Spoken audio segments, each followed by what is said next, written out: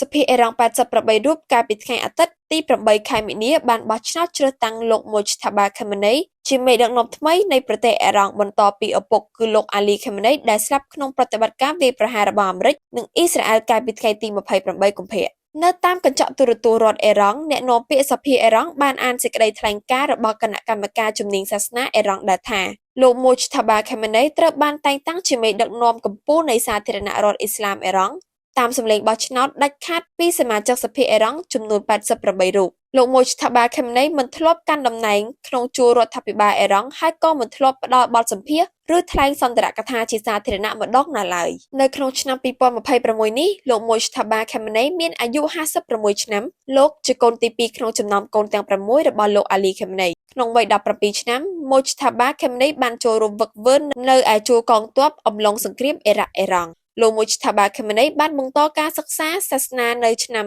1999នៅក្នុងការបោះឆ្នោតប្រធានាធិបតីឆ្នាំ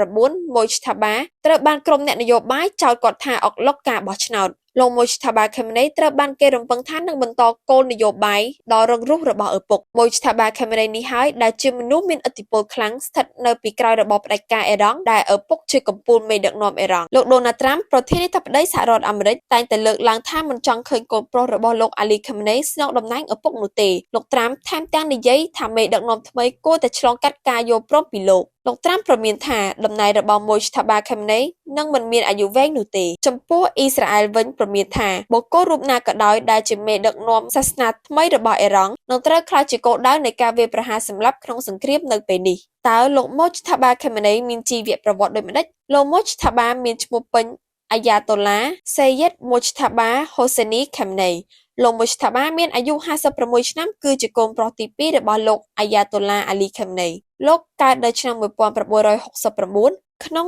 ទីក្រុង Mashhad មុនមួយទសវត្សរ៍មុននឹងសាធារណរដ្ឋអ៊ីស្លាមអេរ៉ង់ត្រូវបានបង្កើតឡើងនៅឆ្នាំ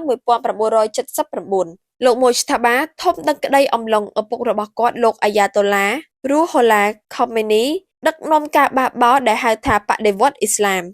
ប៉ុន្តែលោក Mojtaba បានចូលរួមក្នុងជួរកងកម្លាំងឆ្មាំបដិវត្តន៍អេរ៉ង់នៅឆ្នាំ1987បន្ទាប់ពីបញ្ចប់ការសិក្សាថ្នាក់វិទ្យាល័យ Mojtaba ក៏បានចូលរួមក្នុងកងកម្លាំងឆ្មាំបដិវត្តន៍អ៊ីស្លាមអេរ៉ង់អំឡុងសង្គ្រាមជាមួយអ៊ីរ៉ាក់ពីឆ្នាំ1980ដល់ឆ្នាំ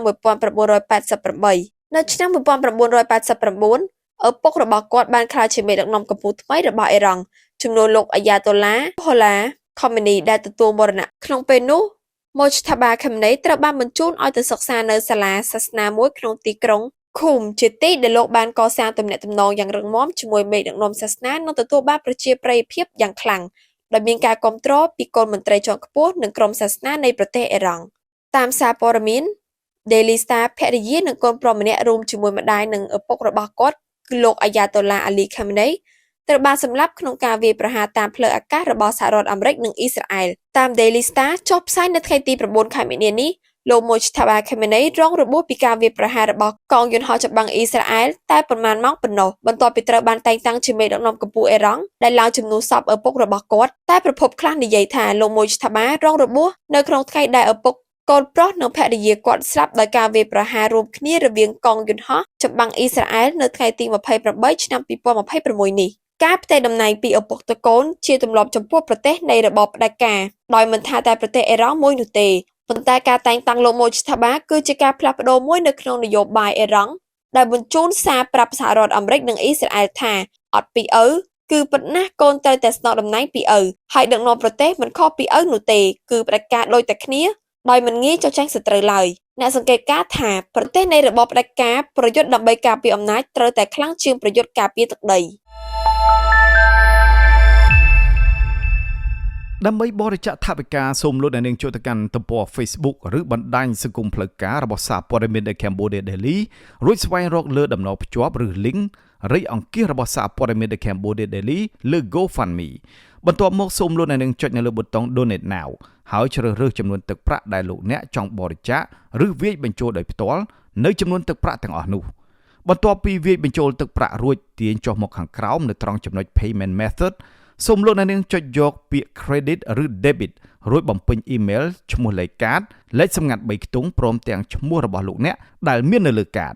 បន្ទាប់មកទៀតត្រូវជ្រើសរើសយកប្រទេសដែលលោកអ្នកកំពុងរស់នៅ ប្រសិនបើលោកអ្នករស់នៅក្នុងប្រទេសកម្ពុជានៅត្រង់ចំណុច postal code សូមបំពេញលេខ